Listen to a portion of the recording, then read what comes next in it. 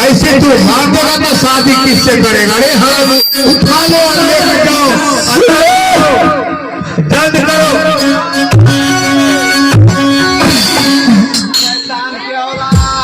सुनो राजा राम सिंह, बोलो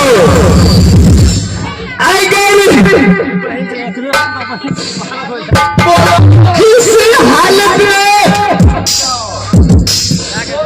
मेरे पुत्र को, क्या इंदल कुमार को इधर जीत के मेरे पति देव को अगर मालूम हो जाए तो सोच ले प्यारे पुत्री जो है सीमा बनती जरूर मेरे बेटा इंदल से शादी होगा।